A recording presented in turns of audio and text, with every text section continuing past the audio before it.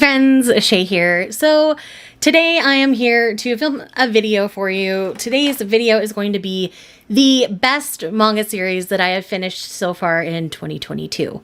I know this is a little late coming. I meant for it to come out in July, so I'm sorry that you had to wait, but I'm very excited to share my thoughts with you anyway. So I did rank these and put them in a specific order. So I'm going to start at the bottom and we'll work our way to the top. So the number 10 title on this list is Love Me, Love Me Not by Io Sakisaka. This is one of the better Sakisakas that I've read. I felt like the ending was very complete and that we got everything we absolutely needed from it. And I felt like the way this one ended was also very realistic, considering the age of our characters when the story started and the age of our characters when it finishes. I had a great time reading this one. The art was fantastic. The storyline didn't have any really weird or funky arcs to it. It's a 12-volume series, and I think it was very well handled in the way it was finished. Number 9 on this list is Perfect World. Perfect World is a story where our main female character starts out very ableist, and by the end of the story is definitely not ableist anymore and is living the best life she can with the love of her life. And it is beautifully told. Volume 10 in particular was very personal for me, and I feel like it was very well handled and very well done. So I would definitely recommend picking up this series if you haven't. It is complete at 12 volumes again, and it's a series that lives rent-free in my head at times, and I really think it is a must-read, especially if you're a josei lover. Number 8 on this list is a fun one, and that is Takane and Hana. This is an 18-volume series, and it did finish this year. I've been reading this one for a very long time. I think I caught it when there were only 5 or 6 volumes out in the series, so I caught it pretty early in its release in the US. And this one is just fun and full of shenanigans. Yes, it is an age gap romance, and yes, when it starts, she is in high school.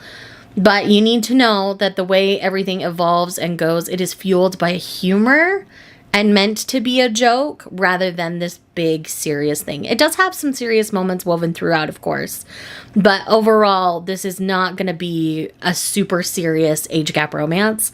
I feel like Daytime Shooting Star is a much more serious age gap style than Takane and Hana, even though Takane and Hana is primarily an age gap romance. So with that said, don't let the age gap put you off on this one. I feel like it is fueled by humor, and that Takane is very immature and that Hana is more mature than him, which is why this one works, and the comedy is great. So again, would recommend for that reason. Number 7 is Our Teachers Are Dating. This is basically the sapphic sweat and soap, in which we have 2 teachers who are encouraged by their coworkers and the students that they teach to be a couple, and you follow them for 4 volumes as they experience being a couple together. It's beautiful. It's so well done. It is the ideal of what we want queer life to look like for Japanese people, and it was truly a gem. Definitely one that I'm surprised I haven't heard more about. So if you like sapphic stories or you like a good workplace romance, Our Teachers Are Dating is definitely one to pick up. Okay, number 6 is Manly Appetites. I love Minagishi and Otsu so much. I love that the office hunk ends up with the chubby guy, not like the beautiful blonde bombshell at the office. It's just the epitome of Minagishi being the perfect boyfriend to any chubby human, and I love him forever for that. And I love that he doesn't want Otsu to change. He loves him how he is.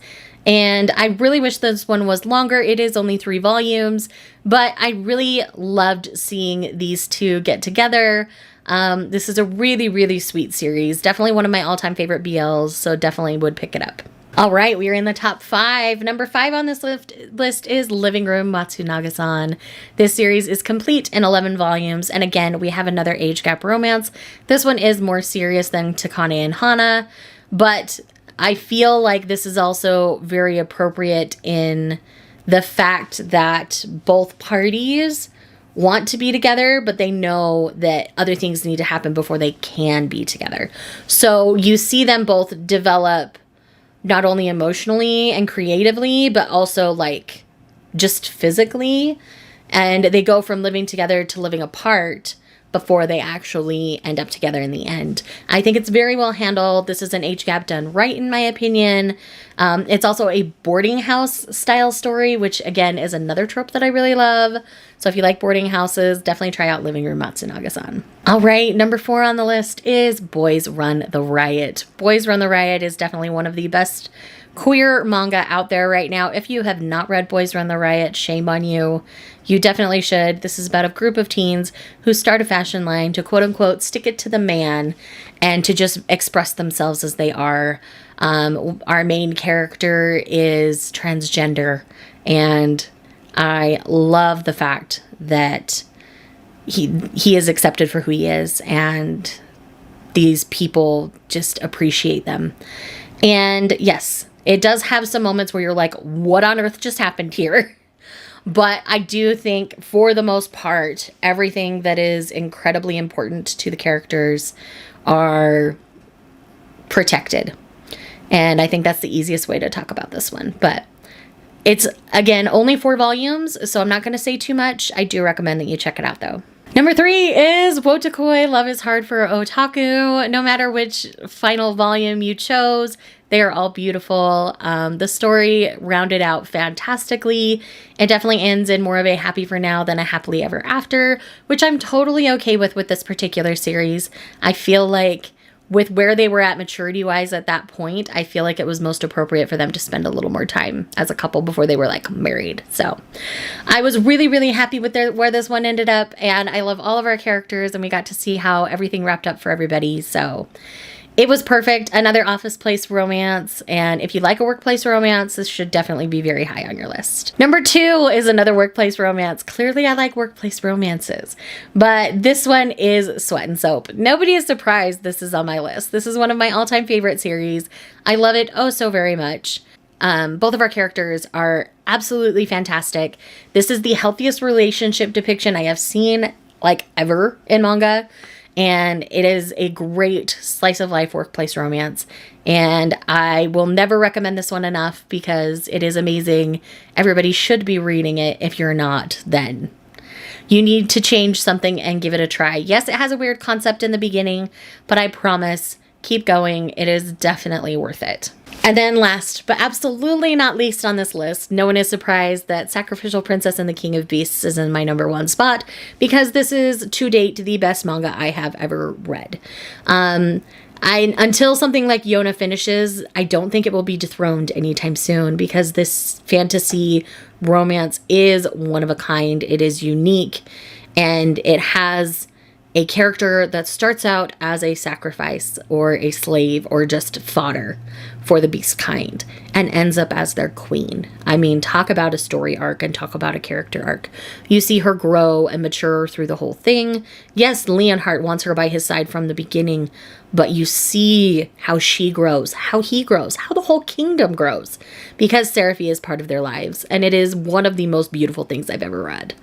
And I will never get enough of telling you to read this. I do have a whole dedicated video to the end of the series, so I will leave that linked in the corner for you.